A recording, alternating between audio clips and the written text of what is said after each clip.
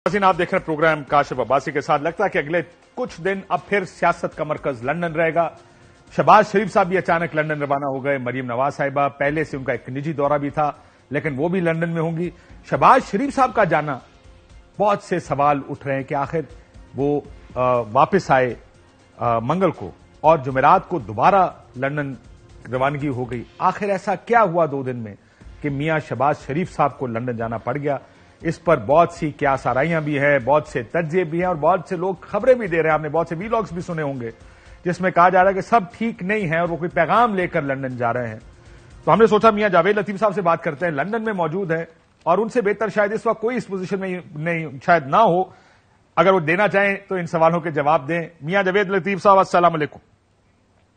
वालेकुम सलाम। आप इस वक्त भी लंदन में सेक्रेटेरिएट में मौजूद हैं, जाहिर है मियां साहब से मुलाकात भी होगी।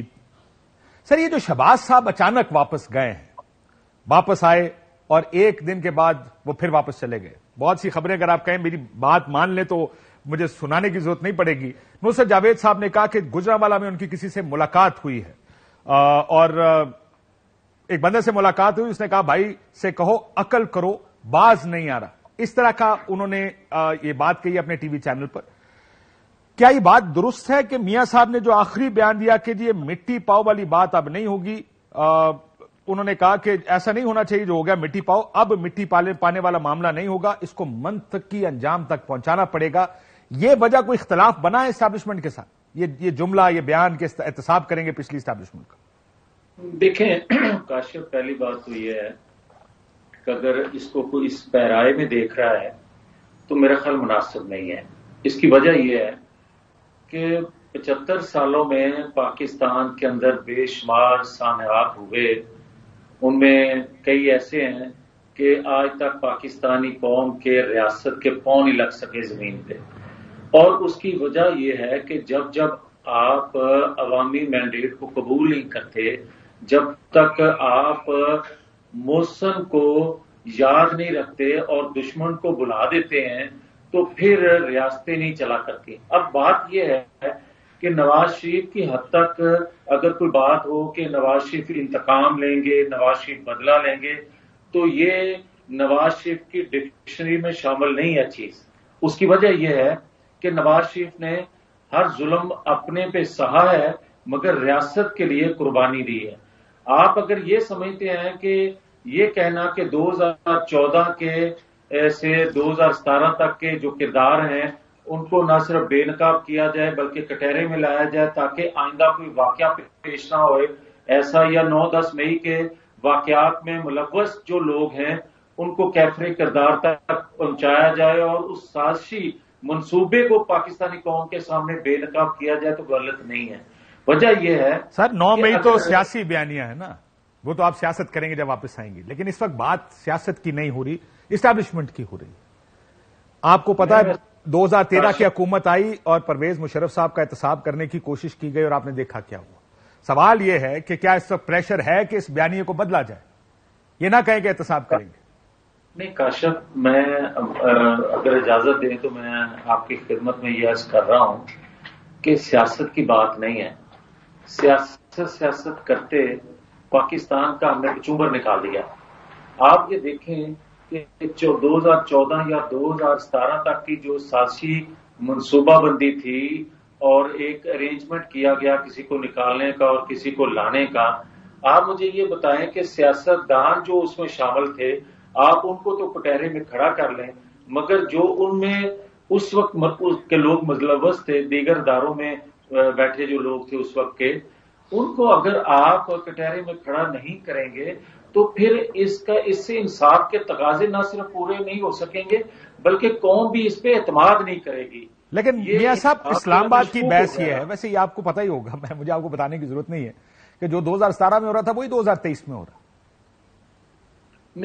नहीं, बात यह है कि अगर 2023 में भी आरटीएस बैठेगा तो वो पाकिस्तान के लिए तो ठीक नहीं होगा। सर, एक तो ईएमएस हो गया, मियां साहब आरटीएस नहीं था, लेकिन किसी को अंदर डालना, किसी को वापस लाना, किसी के केस माफ कराना, किसी को सियासत से बाहर करना, यही है ना पाकिस्तान की पॉलिटिक्स। जो 2017 में आप कहते हैं कि हमारे साथ हुआ, 2018 के इलेक्शन चोरी किए गए जिस पर खलाई मखलूक का नारा लगाया गया, हालात तो वही है। मैं ये कहता हूं کہ اگر تو کسی سیاستدان کو آپ اس پروسیس سے باہر رکھیں گے، اس سسٹم سے باہر رکھیں گے، تو اس سے بڑا ظلم پاکستان کے ساتھ آپ اور کوئی کر نہیں سکتے، جو ماضی میں ہوتا رہا ہے۔ مگر یار مجھے یہ بتا دو کہ کیا 9-10 مئی میں کو جو کچھ ہوا وہ سیاستدان کرتے ہیں؟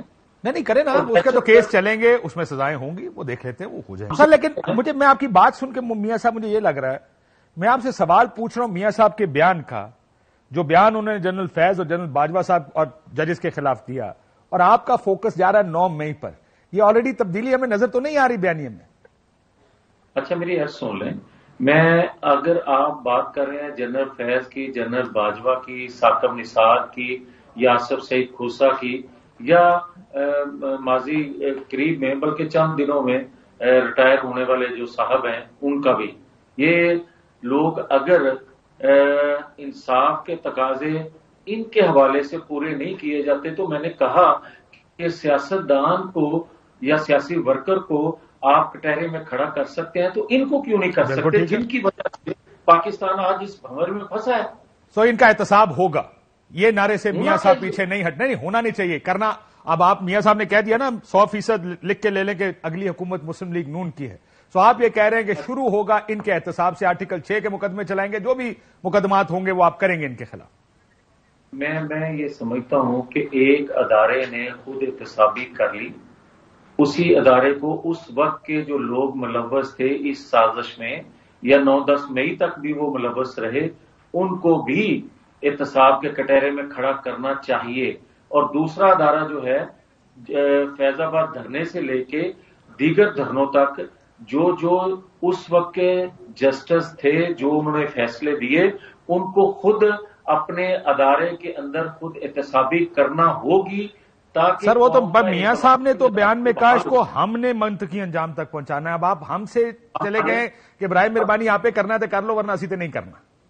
نہیں، یہ بات نہیں ہے۔ میں سمجھتا ہوں کہ پہلا جو آپشن ہے، پہلی جو ضرورت ہے، ان اداروں کے سربراہان کو خود کرنا چاہیے، ورنہ قوم جو ہے وہ کسی طور پر بھی اس انصاف پہ اعتماد نہیں کرے گی، اور جب قوم اعتماد نہیں کرے گی تو پھر کوئی بھی حکومت وقت ہو ان کو یہ ایکشن لینا چاہیے اور لینا پڑے گا، تاکہ آئندہ کوئی اس طرح کی جو منصوبہ سازی ہے وہ نہ کر سکے۔ اگر میاں نواز شریف صاحب نے اپنی اگلی تقریر میں دوبارہ یا جو بیانیہ بنے گا پاکستان آ کے ان کا ذکر نہ کیا، تو ایسے لگے گا کہ شہباز شریف صاحب پیغام لے کر لندن گئے، میاں صاحب کو کہا سر آئندہ ہم نے یہ بیانیہ نہیں بنانا، اور سافٹ ویئر اپڈیٹ ہو گیا اور اس کے بعد ہم یہ ذکر نہیں کریں گے۔ ڈو یو ریئلائز دس کہ اس کے بعد اگر آپ لوگوں نے پوزیشن بدلی؟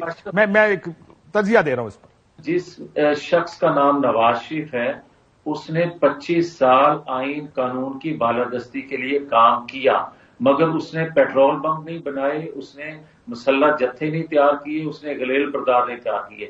ہاں، وہ کبھی اپنے موقف سے پیچھے نہیں ہٹا۔ اس کی وجہ اس کا جو ایک ویژن ہے، جو اس کی اپروچ ہے، وہ سمجھتا ہے کہ کسی طور پر بھی آئین قانون کی بالادستی کے بغیر اور ادارے اپنی ڈومین سے نکل کے جب کام کرتے ہیں تو پاکستان خوشحالی کی طرف نہیں بڑھ سکتا، بلکہ بالکل ٹھیک، ادارے ٹھیک ہونے چاہیے سر، لیکن الزام تو سپریم کورٹ پر حملے کا بھی ہے، نیب پر حملے کا بھی الزام ہے، وہ سارے حسب ذائقہ حملے کرتے ہیں، وہ ساروں کو دوسرے کا حملہ برا لگتا ہے۔